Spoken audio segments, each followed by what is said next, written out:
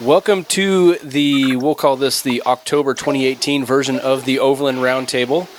And today we have a fairly big cast, some repeat offenders though. So we'll start, I'm going to go from top left as it appears on my screen.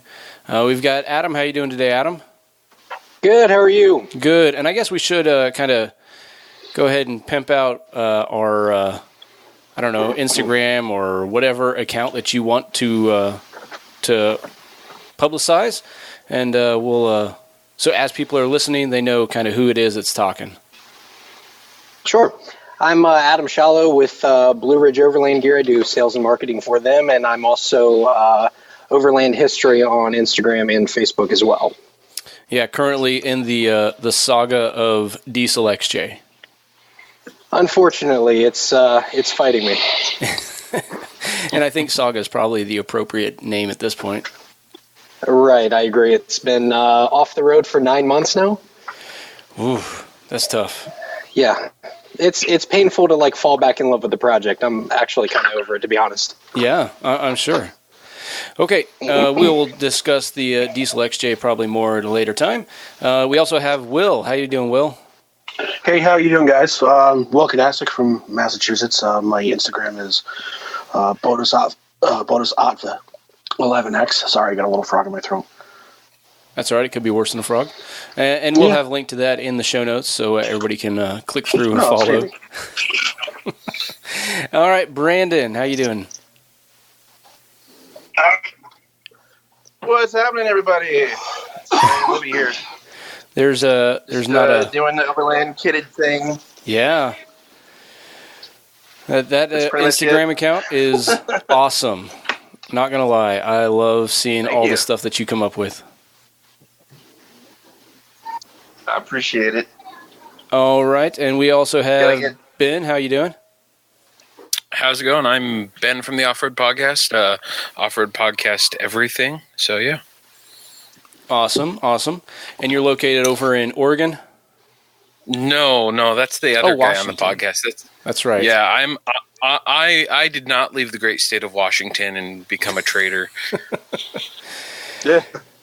Got it. I'm up here in the Pacific Northwest of Washington on the west side, unfortunately enough for my gun-loving friends out there. But, I have fun out there. Awesome. And Jason, how you doing tonight? Good, sir. It's great to see everybody, and great to be here. Some familiar faces for sure. I'm Jason Specht with Mountain State Overland. I'm the creator and producer of the show, and you can find us on Instagram at MS Overland or Facebook the same. But yeah, able to be here. It's going to be a fun conversation. Awesome. And lastly, we have Taylor. How you doing tonight? Good to be here. Well, you didn't say where it is we can follow you. Oh, yeah. My personal Instagram is at Madney, Madney, or the group that I hang out with used to be the Overland Adventures, and we are now Tires and Fires on Instagram. Uh-oh. That sounds dangerous. Sounds like me. All right. Well, the topic for this session of the Overland Roundtable is cold weather camping. Not necessarily winter camping because, I don't know, because I'm now in Southern California and we don't get winter, but it does get occasionally cold. So we've got a bunch of recommendations. Not all of us here on the panel have done much over winter camping, but I think we all have quite a bit of good input here. And I posted on Facebook the question, any pro tips, and there's some really good ones in there. So I'll pull those up to really get us going. But I'm going to open it up. Who's got a good experience or a good tip for winter camping that they'd like to share? Well, I can start it off with this is from 15 years ago, probably more now. Make sure you have a quality tent if it's going to snow. Sounds like there's a story to go along with that.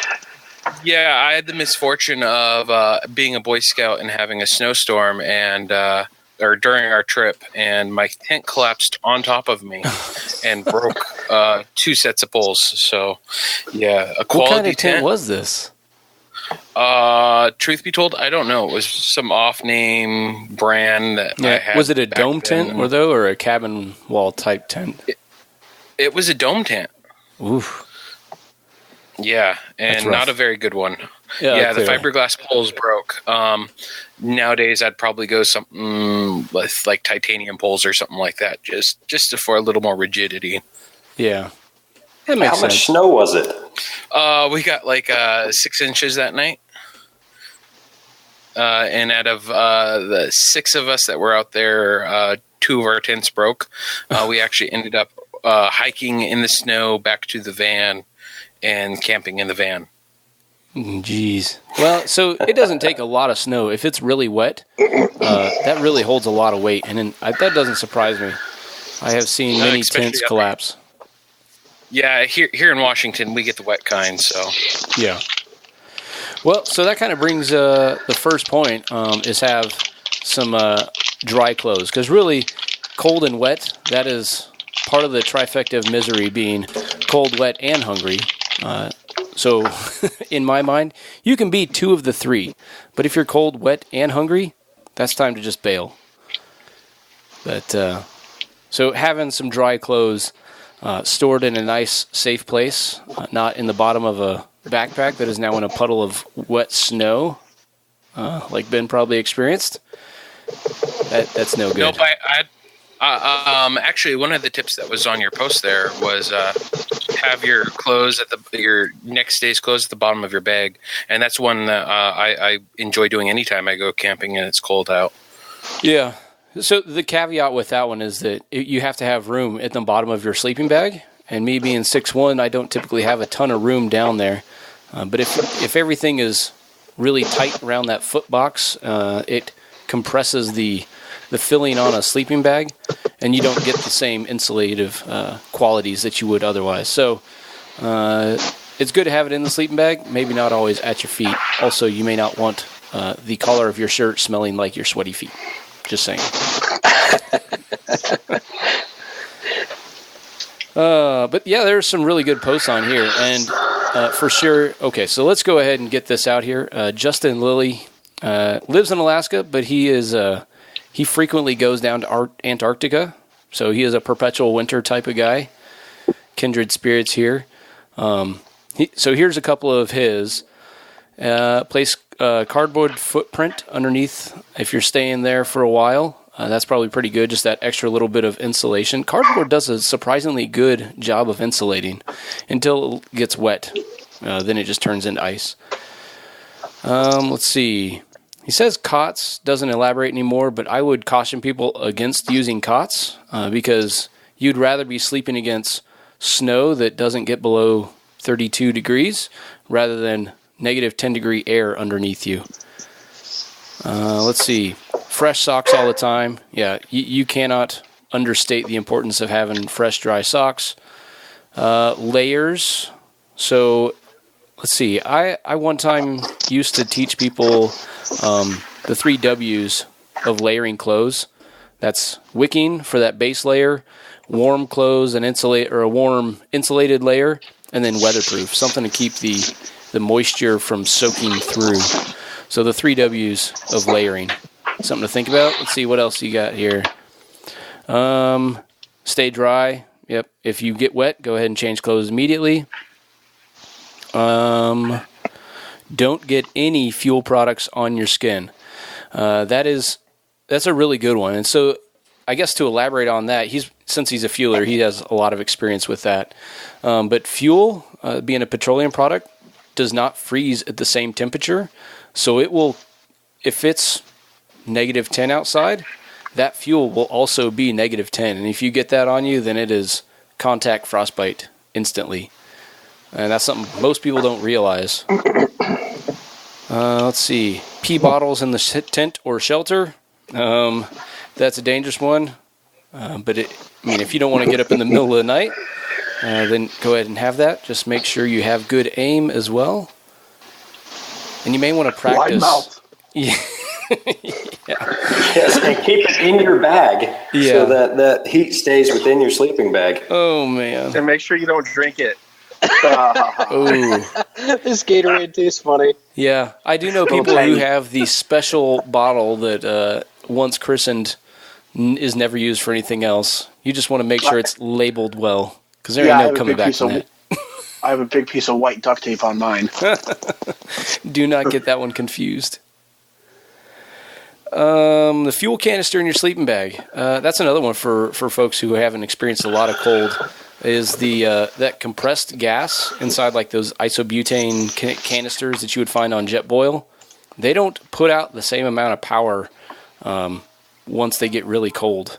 So, have you guys experienced that before? Yeah, last winter we were in Arkansas, and it got down to 18 degrees, and it was the first time I had ever been out with a butane stove, and I didn't realize that they would freeze, and they were frozen solid when we woke up. Yeah. Luckily, we had propane, though, so we were able to manage. So even propane, while I was in Alaska, I was using my Scottle out on the back porch, and it would run for a few minutes, and then once it, because it gets cold as it expands, and it would eventually freeze up in the lines, and so I wouldn't get much use out of it. But I have figured out a way around those little canister ones. I would use it to get water warm enough that you could put it in a bowl or a plate or something, and then put the canister in that warm water, and that keeps it liquid long enough that you can actually do some cooking. Nice. Yeah, the hot water bottles in the sleeping bag. Have you guys tried that? That's what I was talking about with your pee bottle. If you pee in a bottle, keep it in your bag because it's the same thing as a hot water bottle. Yeah. You want to make sure that lid is on real tight. You do. Yeah. Yeah, so I know a lot of people just use the old school, like rubber water, heat, I don't know what they're really called, but just a hot water bottle.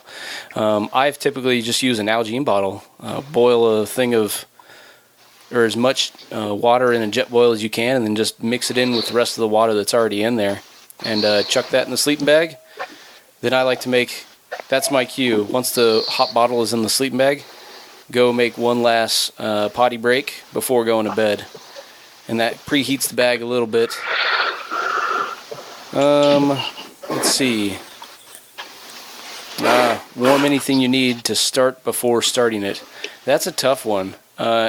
So since we are talking overland stuff, vehicle batteries, once they freeze, that's a tough one. You guys experienced a hard start while camping?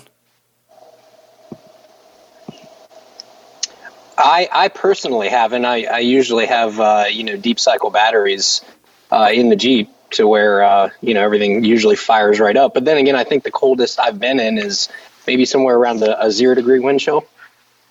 Oh yeah, wind chill doesn't typically affect it as bad, especially when it's tucked inside a engine compartment.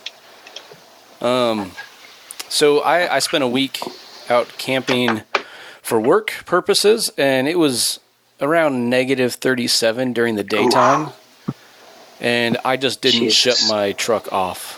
I was hot fueling it. I knew it would idle for about 2 days, so about a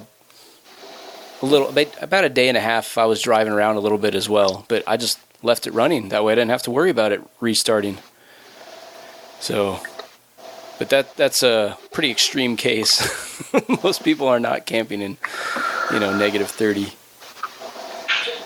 So yeah, doesn't oil freeze a little bit colder than that, somewhere around negative 40 or negative 50? It depends. I mean, the viscosity will change. Right. If you take some cold oil and you try to pour it out, it does look a little bit like, molasses or honey. It's super thick. But, you kind of have to use the correct oil for the temperature range that you're going to be operating your vehicle in. Sure. So if you use that really thin oil in the summer, then you're not going to get the same lubricative properties that you would need. What were you saying, Jason? Yeah, my experience with that, East Coast to West Coast was, living in Wyoming in there. Brandon's very familiar with, those negative 23 or even 30 degree mornings. and stuff like that. When you start up your truck, if you can get it to turn over, you can hear that initial knocking. And when you're living in an environment like that, you've got block heaters and stuff like that to keep things a little bit warm and things like that. But here on the East Coast, you don't really have to worry about that too much, fortunately. But we're keeping the chill off of you in the tent is really more important. Essentially, the equipment that's getting you to point B the next day. Oh, yeah. So, Jason, you got any pro tips for keeping the tent nice and warm inside? Eat lots of beans before you go to bed. And keep your sleeping bag zipped up if you got somebody sharing your tent with you. Oh, yeah. That's the double Dutch oven there. It's like a balloon gonna pop. I think my biggest tip is go to bed wearing what you want to wear when you wake up in the morning.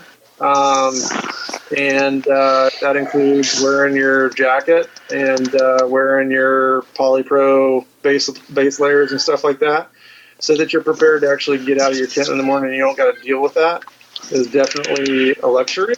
And making sure you don't go to bed with sweaty anything, right? Because it's just going to be really cold and keep you really cold, especially your feet and stuff like that. Women's sleeping bags are different than men's sleeping bags. That's a really important note. So women's, the feet area of a women's sleeping bag is typically warmer because circulation in their feet isn't as high as men's feet. That's definitely an important note. So making sure that the proper people have the proper sleeping equipment, stuff like that's a really big plus. I've never, in all of my backpacking that I did before overlanding or anything like that, I never attempted to sleep with warm bottles or anything, because I always thought that bottle is just going to get cold at some point, and then it's just going to be a cold spot in your sleeping bag, unless it was tucked in the right area.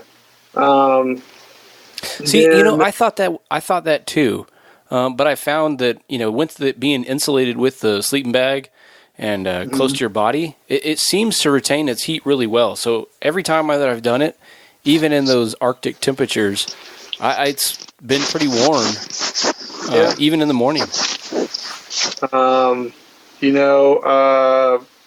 non-cotton, man. Non-cotton stuff.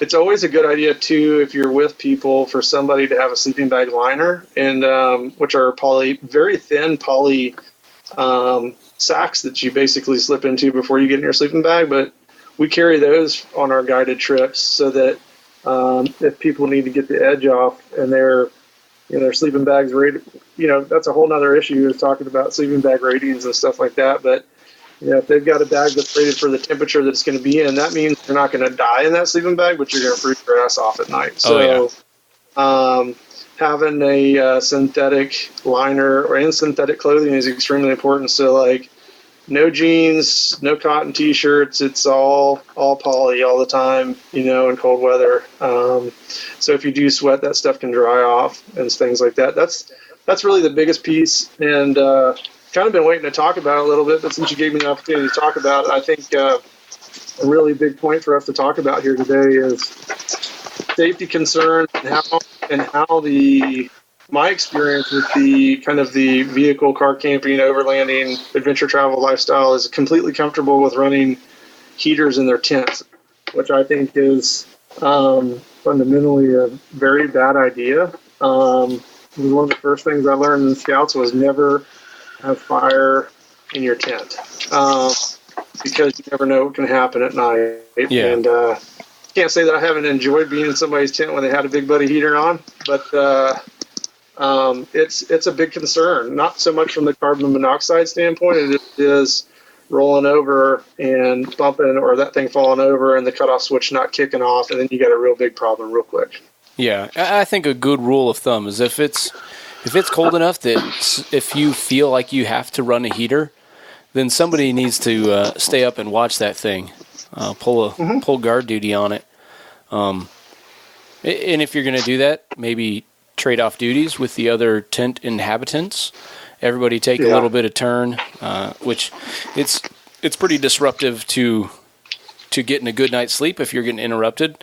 So it comes at a trade-off, but certainly running a heater without being observed, that's a very dangerous thing.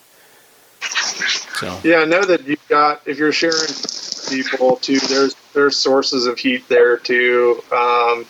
Emergency situations and stuff like that always call for, all right, everybody, let's pile here in our sleeping bags and keep everybody warm. I mean, there's only been one kind of overlanding experience where we had to do that, and then several times backpacking where we all had to pile in like a 2-person tent, 3 people pile in a 2-person tent, and just to stay warm and keep the bite off during the night. Yeah. But no, non-cotton's the big one that people just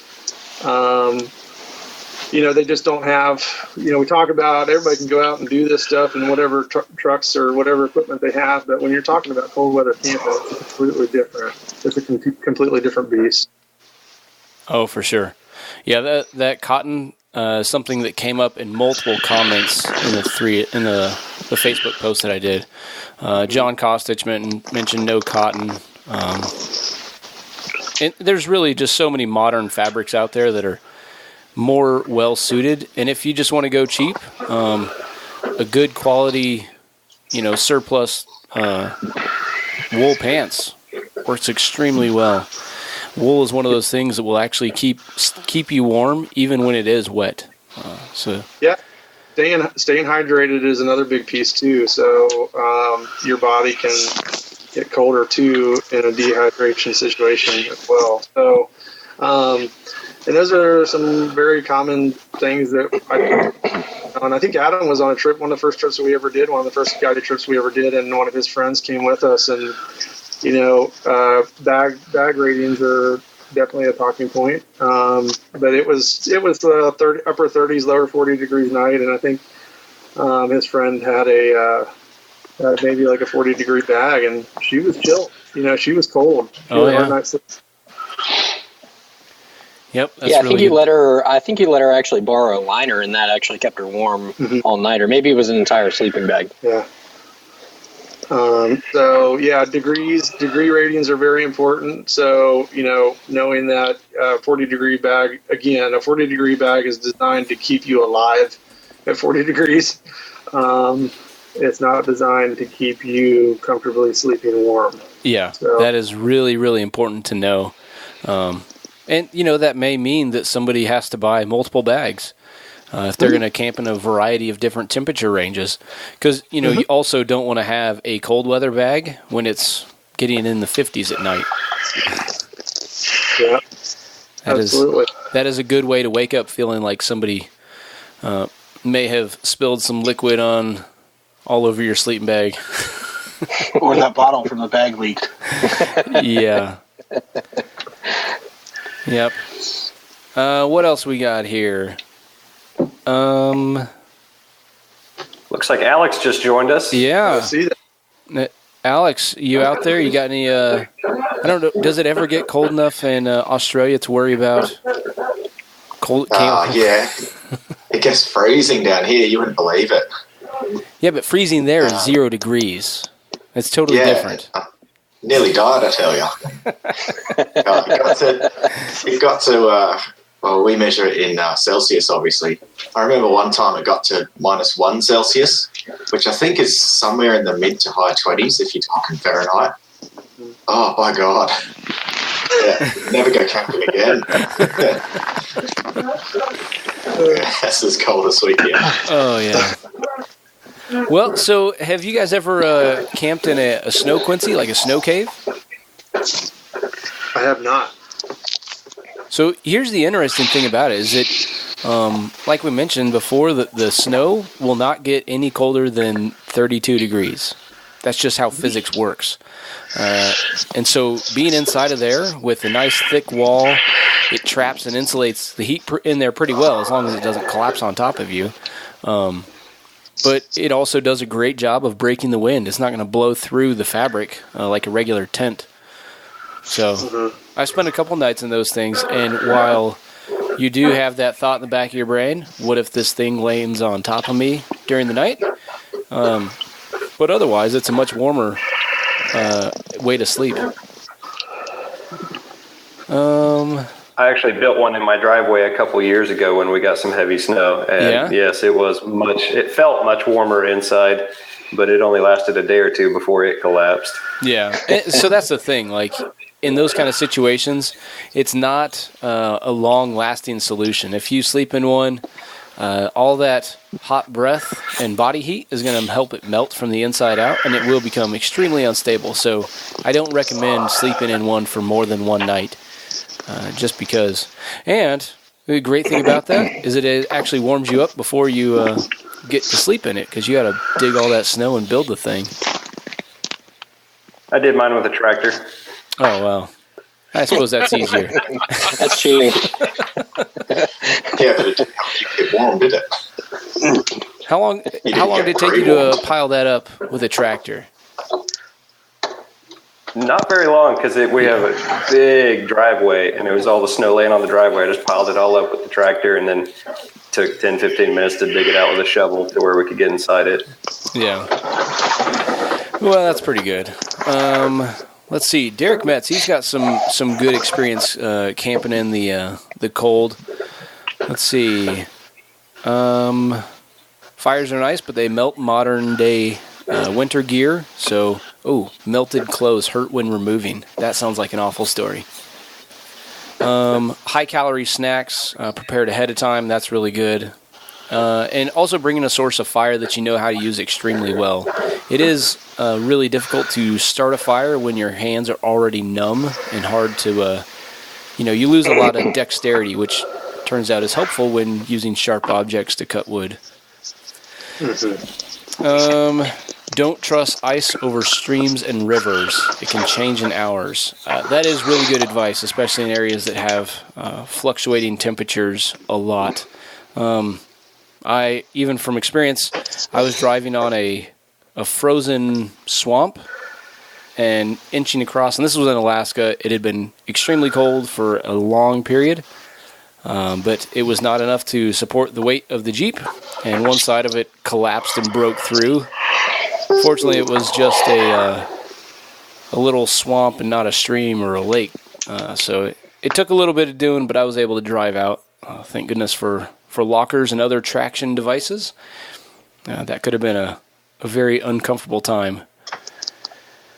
Let's see. Mario Donovan. I don't know if you guys familiar with Mario? Oh, yeah. Mario's a great guy. He also mentions boiling the water, pour it in an Nalgene bottle, and put it in the footage sleeping bag. I'm telling you, that is a great tip.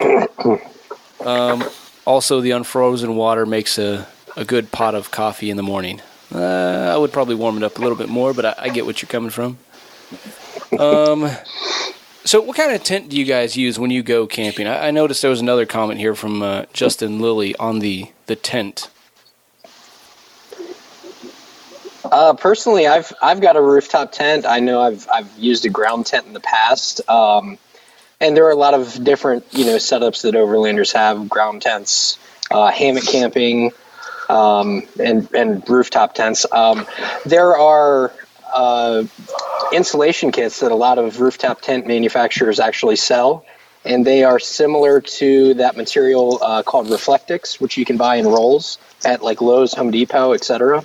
And insulating your tent with one of those will retain a lot of heat for sure. Huh? What is Reflectix? I don't think I've heard of that. It's kind of I can't remember how many layers it has. It kind of is like a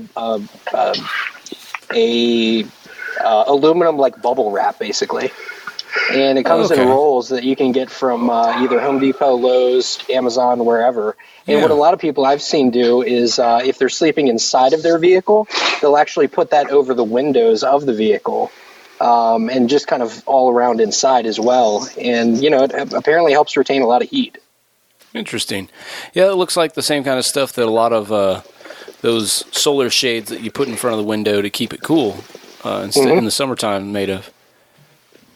Interesting. So I know I've got a CVT rooftop tent, and I've got the extreme weather hood, and it just like an extra thick material that just goes over the entire tent, and it seals it off and keeps that additional layer to help trap in some of the warm air. Because really, I think one of the very best insulations is trapped air. That is like the vapor barrier boots that you see a lot of people use in extreme cold. It uses just trapped air. And you guys ever heard of the ski slope that's in like Dubai? So here, the one that's indoors. Yeah, the indoor ski slope. Yeah, so it's actually a building inside a building, and so they keep that trapped air layer between those two buildings, and that's what allows them to have snow in the middle of the Middle East. Only in Dubai, hey? Yeah. It may not be Dubai, but it is somewhere down there in one of the rich oil countries like that. Very rich. Really rich, because I'm sure running a refrigerator like that costs a lot. Place is like a modern video game. Yeah. So, yeah, I mean, rooftop tent in cold weather is a good talking point because if you get a little bit of freezing precipitation, rolling that thing back up, or awnings especially, is not a delightful experience to try to get those things stuffed in the back of the bags that they come in. I think those are where, some of the hard shell tents really succeed, is that they are obviously less fabric and they're easier to stuff in. But I've definitely made a mistake of leaving a tent out to provide shelter and freezing precipitation, and then trying to roll that thing in. A sack on the side of the truck is virtually impossible. So even with the soft shell tents that we've had too, it cannot be a very fun experience to try to get all that stuff stuffed in. I mean, in some cases you can just strap that thing down and then hit the road, not put the PVC cover over top of it or something. But that's definitely something to be aware of. That luxury is, do I really need to roll out my awning and provide me shelter from the snow, or do I just need to get up in my tent and just fight that? Because that's one less thing you're going to have to worry about in the morning. Yeah. So let's see. Somewhere I had made some notes about using tarps, just strapping a tarp over the top of your tent. Mm-hmm. Really, because then you can just shed that tarp layer and deal with that nonsense, and the tent will fold up a lot easier because there's just not as much moisture content trapped on the fabric like you're talking about. But even still, just materials become way less pliable when they're cold. I'm less pliable when I'm cold. I've been using an Oz tent for the past few years, and that's one of the big drawbacks to the Oz tent, and besides being on the ground, is the base of it. They call it the tub, is all that PVC plastic, the same as for the cover for a rooftop tent. Yeah, and not even wet, just cold. It can be less than fun to try to put that away when it's wintertime. One of the good things with the Oz tent though is they have a secondary rain fly to put on it, and it's the same thing. I was going to bring up the trapped air. It gives you like a barrier of about 4 inches between the actual tent and the top of the rain fly, and the how much warmer it is compared to not using it is it basically made the purchase of my Mr. Buddy heater null and void. Like, it was a wasted purchase. And it also has the bonus of not trying to kill you with fire or carbon monoxide. Well, yeah. The first time we used that Mr. Buddy was on Christmas a couple years ago. We went up into Vermont and camped over for a couple of days to celebrate our Christmas holiday. And I think I slept a total of an hour the whole night because I was just so concerned with CO and knocking it over and just basically killing us. That would be a pretty crappy Christmas. Yeah, for sure. Let's see. In terms of some other things here, make sure the tailpipe is actually clear. We've talked about the carbon monoxide from a heater, but if you're sleeping inside a vehicle, just make sure your tailpipe has completely unobstructed if you're going to just run the heater, because I know some folks do that, and just use the built-in vehicle heater to try and stay warm. Those trapped fumes will absolutely be trying to kill you in your sleep. And the other part of that is that if you have an exhaust leak, that could also add to that problem. Yeah. So going back to the sleeping bags and sleeping pads, when you're shopping for those pads, one of the little ratings on there is the R rating, which I don't know why it's R, but it is the thermal barrier quality. So they're kind of graded on a scale. And so you'll want to find a sleeping bag that has a high R value, and that'll give you much, much better insulation. And so those like self-inflating sleeping pads, they typically have some sort of foam in them.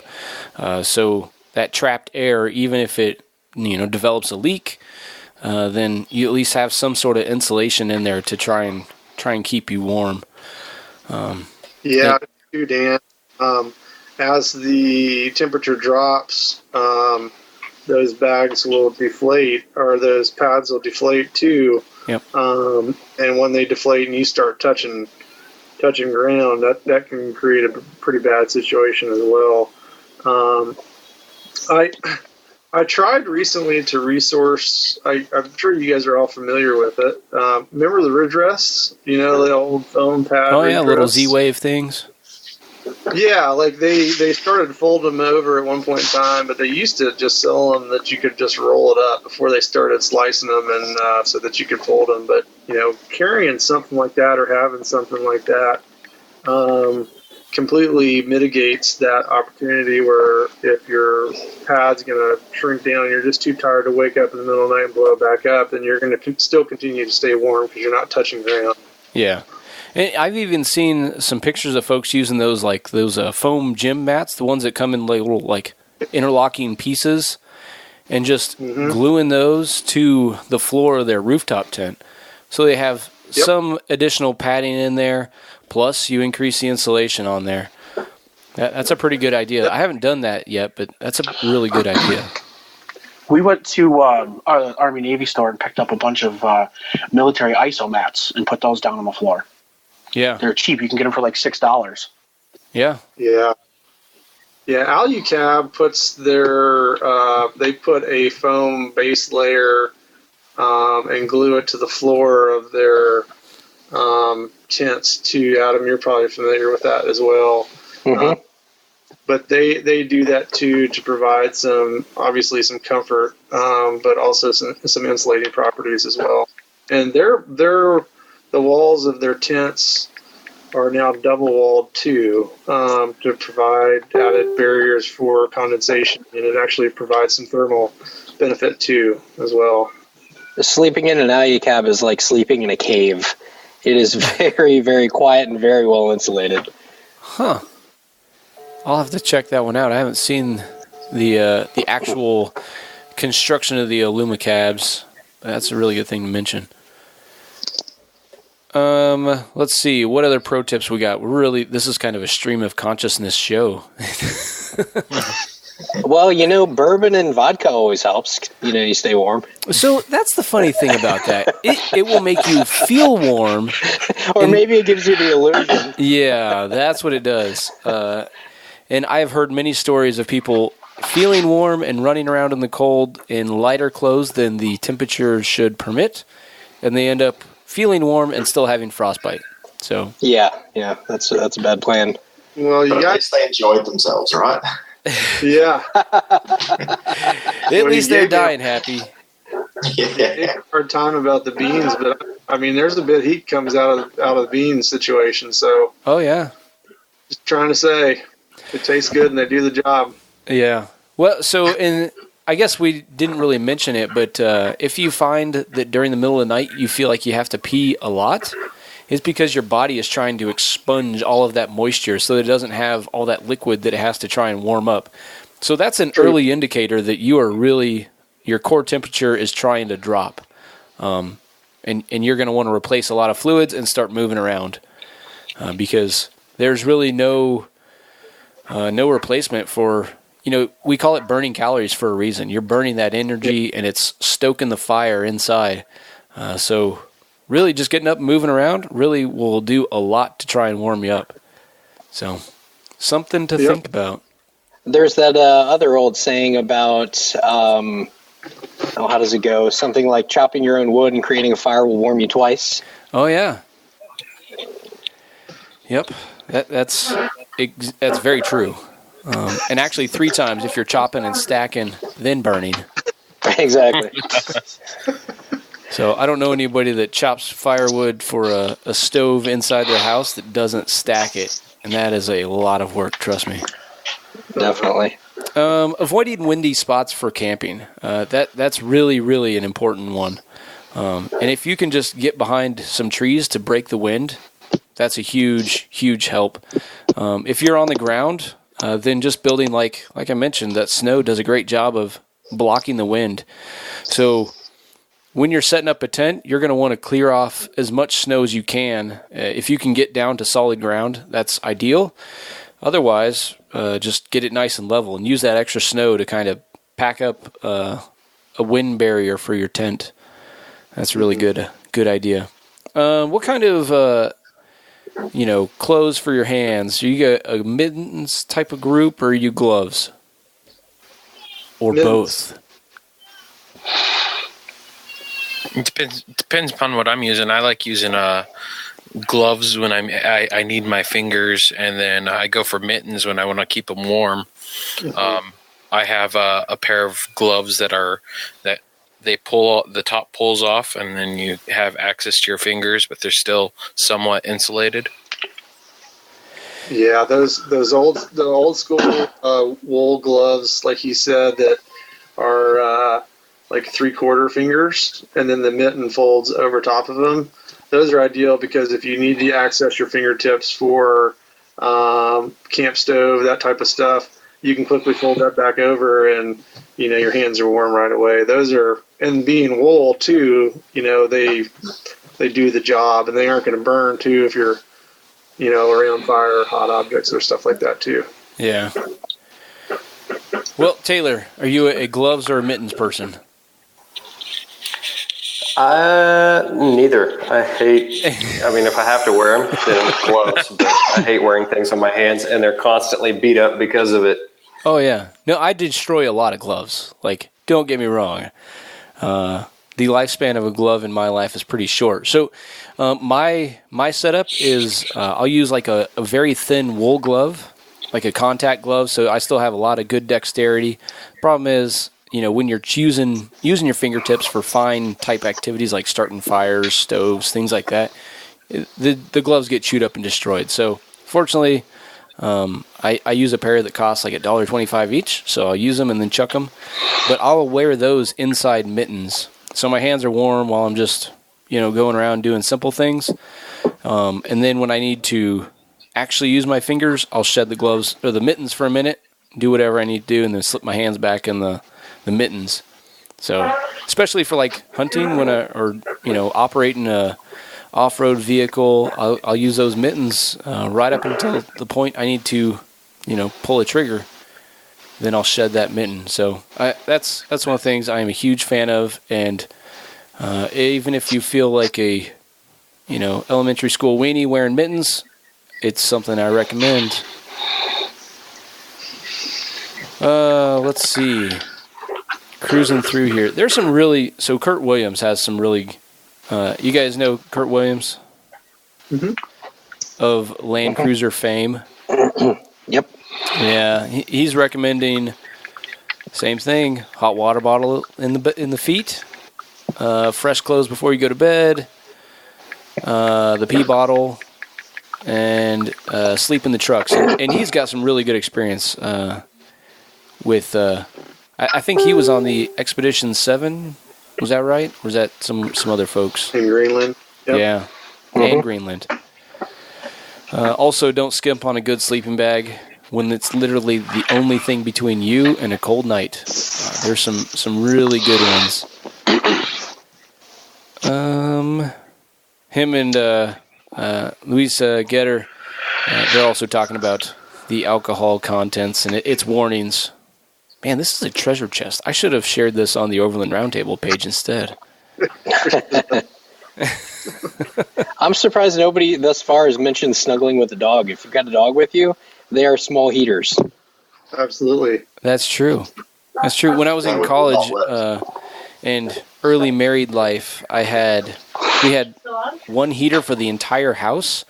And so we would, fortunately had a dog who liked to sleep at the very feet of our bed. So help save on the electric bill.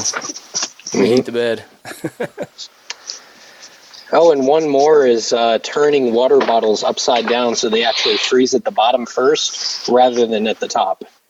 That's a good one. Yeah, and that's why I use the wide mouth Nalgene's instead of the narrow ones. They're a little more difficult to drink from. However, if it all fails, you can jam a knife down in there and crack some of that ice so you can get to the water. Have you guys ever heard the trick of taking the water bottle and burying it in a snowbank to keep it from freezing?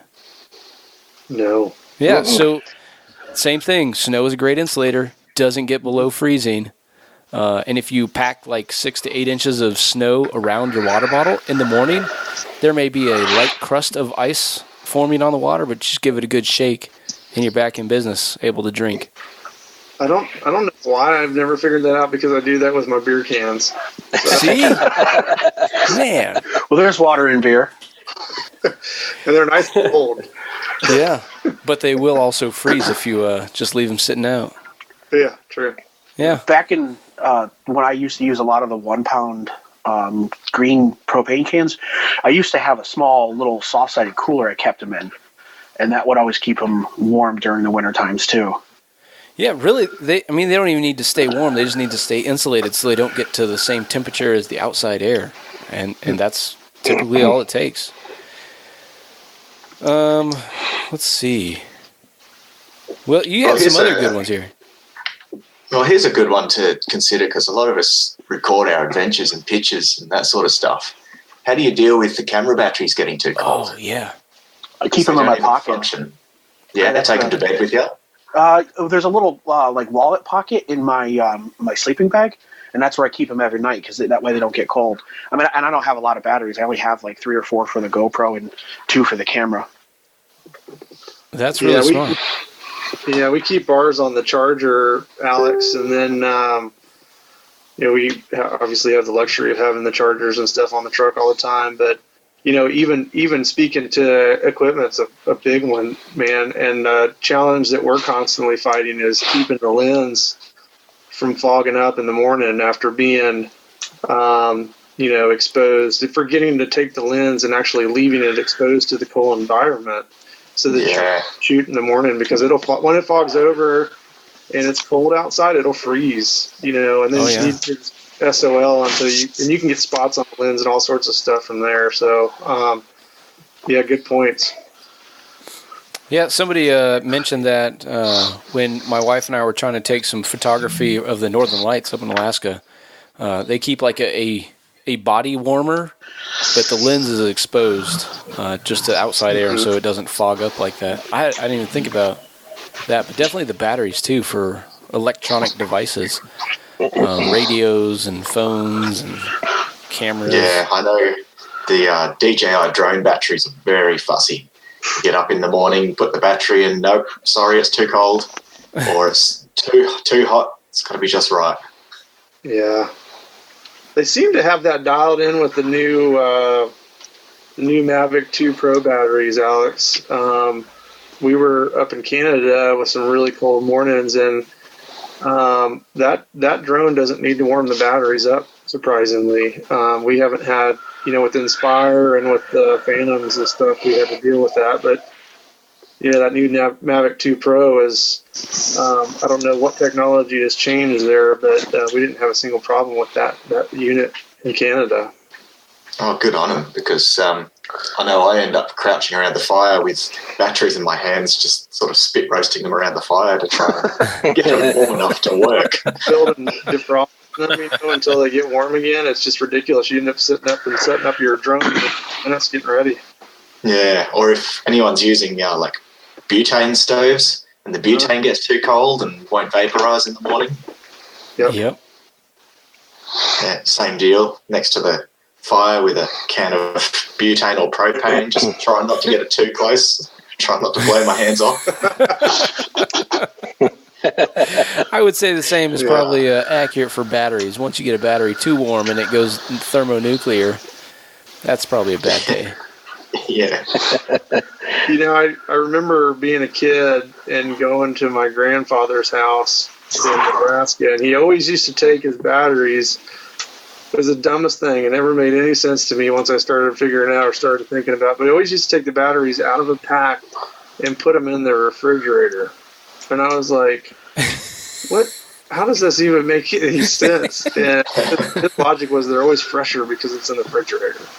And yeah, it doesn't make any sense. It's not a hot dog. I keep my lettuce in the vegetable crisper, so the batteries must be fresher too. Yeah, right beside all the ketchup packets that they save from Hardee's. Oh, man. Well, this has been a pretty good discussion. I think this is very appropriate since it is October going into the cooler months, except for you, Alex. Things are probably starting to finally warm up. Yeah, I'll be getting warmer. The flowers are out. Time to be beach camping. Yeah. Well, this has been really good show. So we'll go ahead or go around, reintroduce everybody, let you guys kind of promote the things that you're working on, because I know everybody's got something cool kind of in the works. And Alex, since you were the last one to join us, it probably doesn't help that we started recording at like 7 a.m. your time. Yeah. But where can we find you, and what kind of stuff are you working on?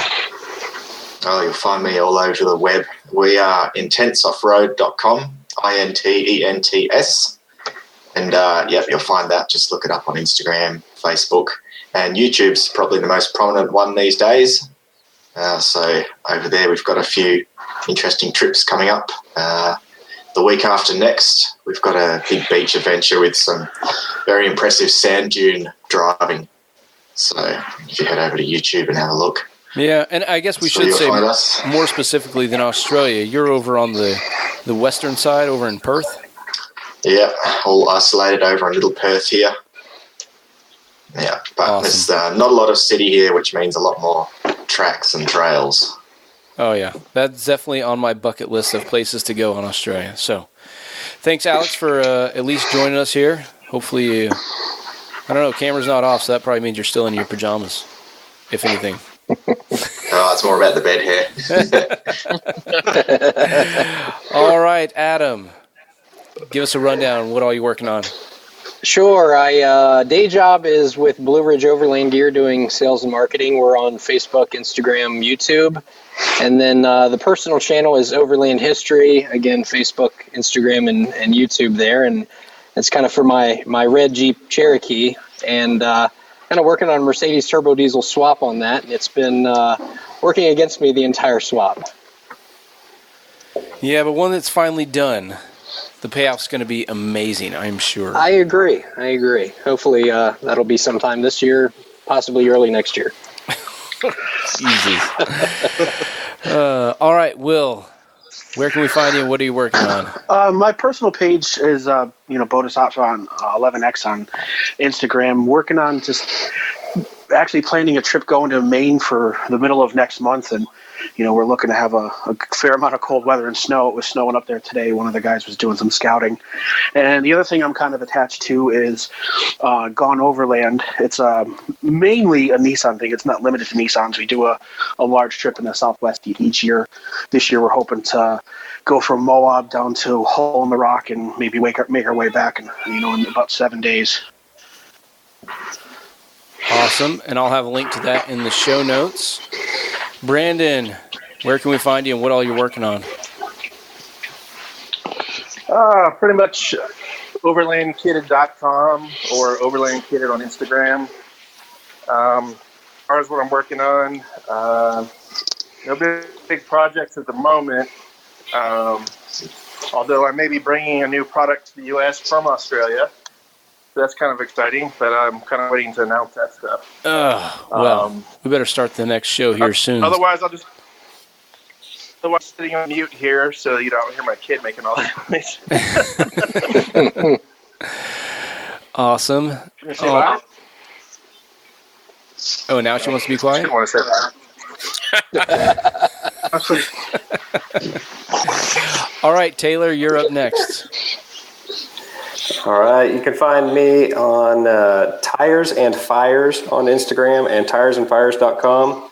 And don't have any big trips planned, but I just picked up a late 70s model Toyota pickup truck trailer and truck bed trailer, and we'll be doing a build on it. So you can look for pictures of it. Excellent. All right, Ben, you're up. Well, you can find me on the Off-Road Podcast, Instagram, Facebook, and all that. I just raptor lined my Forerunner, so that's been pretty fun. And then I've got an event coming up here in the Northwest. I've been working on Toys for Tots and Northwest Harvest food drive. So come out if you're interested. It's November 17th in Puyallup, Washington. Excellent. All right, Jason, what you working on? Well, we are buried in media content. We just got back from New Brunswick, Canada, and got to see Will up there at Vermont Overland Rally, which was fantastic. Always a fun time up there. We'll be releasing our Adventure Canada series for the time that we spent up there with Northbound Expeditions around December. So right about the time all of us are sitting around waiting to get back out on the road again, or we're sucked up in the holidays and we need to find something to watch. Hopefully everybody will enjoy Adventure Canada. We put a lot of effort into it. And if you're interested in watching anything that we do, you can find us by just Googling Mountain State Overland and watch our adventures over the last 5 years. Excellent. Yeah, you got some awesome videos. And I will say probably the best music on any of the overlanding videos that I have heard. Yeah, man, they're awesome. It's kind of funny. I've talked with Adam about this before because he's virtually a neighbor now. But you know, it's a good mix. It fits who we are, and we don't really collaborate with them on the music they create, but the music just always seems to fit the adventures that we do, and we love them. They're awesome, and we gotta throw out a special thanks to Rich Ivy down in Dothan, Alabama, for kind of introducing that and getting us hooked up with the Vagabonds. Nice. Hey, and did you happen to see the center steer guys, Morgan, at the Vermont Overland Rally? I think he was going to be there. I don't know. There was a lot of people there. Oh, Will, yeah. I don't. Will can speak to that too, and they're all spread out in the woods. If I could recommend any rally or any event that I've ever been to that would be the one to go to, I would say it would be Vermont Overland Rally. It's way less vendors and way more trail time and getting out and exploring and, you know, collectively and meeting new people. And every time we go, we just meet more, you know. So yeah, it's always a pretty interesting time, and people leave there with some really fun memories. So yeah. I can't remember if I met them or not, but definitely got to see Will there. Nice. I saw them walking around. I never got a chance to talk to him, but I mean, I agree with Jason on that.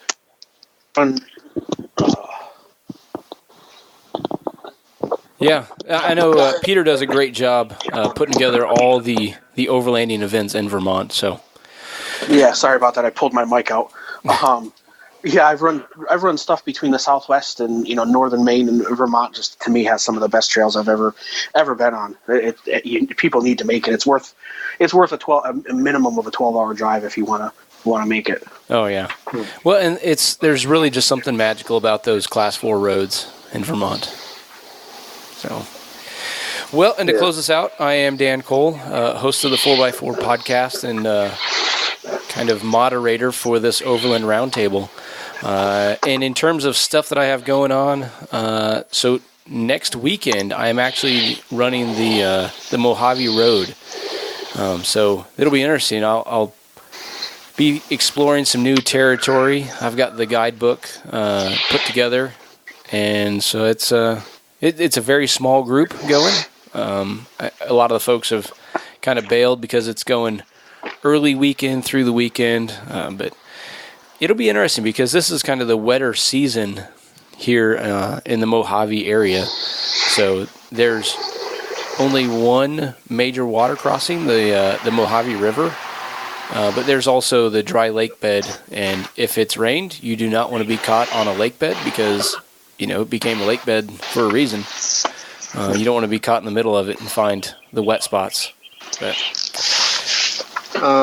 Hey, Dan, too, what sort of other, we know we got one big major event coming up for the industry, actually two, not many of us go to SEMA, but Overland Expo East is coming up too. Adam and Blue Ridge Overland Gear have the rooftop tent rally. Mm-hmm. Oh, that's right. Two prolific East Coast events here happening this month, actually next weekend in Virginia, and then rooftop tent not required for that. Yeah, no rooftop tent required for that. And then, of course, Overland Expo East here at a new venue in November, which is pretty exciting. So we're avoiding the hurricanes this year. Any other events that you guys are aware of in your regions? So I know Craig, one of my co-hosts from the 4x4 podcast, he's going to SEMA. We've got quite a few vendors that he's already lined up with for some one-on-one time to get some of the cool stuff that they're doing. There's just a ton of shows over here in California. I guess this is probably the first session that we have recorded since I am now living in California. I've moved away from Alaska for a period. So that's it. I don't know of any other major events going on. Boy, somebody is going bananas. Next weekend is Rendezvous in the Ozarks. The Natural State Overland guys, Randy Putt, is putting that on, and they're supposed to have over 300 rigs there. Wow. Yeah, I wish I could have made it, but there's a Unimog event like 30 minutes from me in the Calico Mountains. Mogfest? Yeah, Mogfest. That sounds awesome. I want to go one of these times. Yeah. It just didn't work out with my schedule. Too many work days on the weekend. Yeah. Up here we have Northeast Flatlanders is putting on a good Toys for Tots run with some camping. It seems like it's going to be a really good event. I know it's a limited amount of people going, and there's only like 4 or 5 spots left. So if anybody's interested, I would just find Northeast Flatlanders on Facebook and follow the links. Awesome. Well, I think that's it. We're pretty much right at a 1 hour mark for this session. So we'll go ahead and close it out. And we can already introduce. We went back and forth on the topics. The next show topic is going to be getting back to the basics. So if anybody has any feedback, they can send it to us at overlandroundtable@gmail.com, and or comment on the thread that I'll start on our Overland Roundtable Facebook page. That is it for session number whatever, the October 2018 version. And we will talk to you guys later. See you on the trails. Everybody be safe. Thank you, Dan. Thank you. Thank you.